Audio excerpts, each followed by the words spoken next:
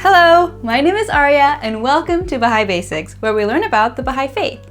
In this episode, we're exploring one of the principles of the Baha'i Faith, the equality of men and women. Or is it women and men?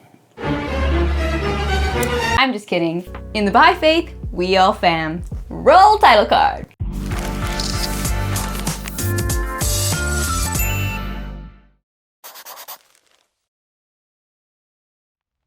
The equality of men and women is a spiritual and moral truth in the Baha'i teachings. Baha'u'llah, the prophet founder of the Baha'i Faith, states that women and men have been and always will be equal in the sight of God, and that both must partake in the equal rights and opportunities which is essential towards building the vision of unity and oneness.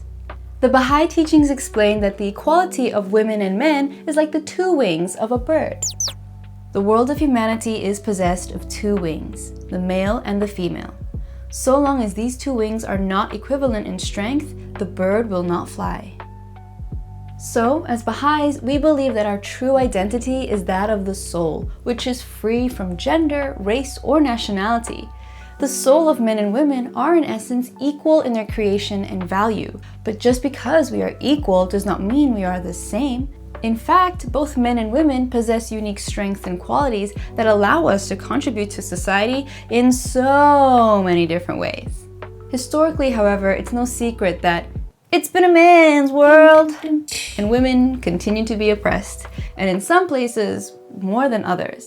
Even now, as we have made great strides forward, we still have a long way to go. For example, what is additionally unique about the Baha'i perspective on the equality of the sexes is that of education, particularly for girls and women. Although the responsibility of educating children lies on the parents and in the community, the Baha'i teachings identify women in particular as the primary educators of children, therefore the first educators of humanity. Since a woman's education is so important, the Baha'i writings state that if a family has both a male and female child and only has enough means to send one child to school, then they should prioritize the female child, for if she were to potentially become a mother one day, that she could educate her children regardless of their gender. So in the end, kind of a win-win. This concept has been proven and adopted by the United Nations as well as many other different organizations around the world. The Baha'i writings also state that women will be the greatest factor in establishing universal peace and international arbitration, meaning to help mediate and solve issues. Nice.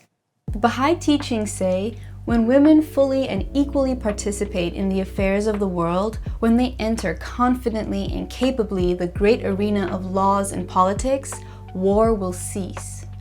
Wars will cease? War will cease? Oh my gosh!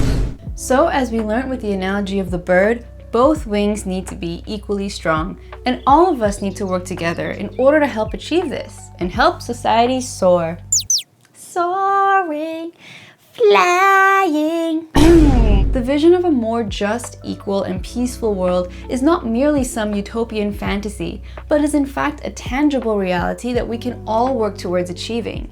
And Baha'u'llah says that men are equally important towards eradicating inequality in the world, as the Baha'i writing states that as long as women are prevented from attaining their highest possibilities, so long will men be unable to achieve the greatness which might be theirs. Men have an inescapable duty to promote the equality of women. It is essential that men engage in a careful, deliberate examination of attitudes, feelings, and behavior deeply rooted in cultural habit that block the equal participation of women and stifle the growth of men.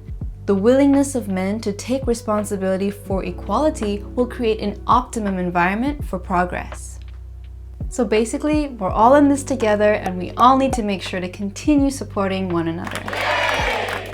Even though we still have a lot of work to do, we have come such a long way and will continue to grow and advance towards a world where prejudices towards race, nationality, class, sex, or creed will be fully eradicated. To overcome these conditions will require nothing short of, and get ready for this one, genuine love, extreme patience, true humility, consummate tact, sound initiative, mature wisdom, and deliberate, persistent, and prayerful effort.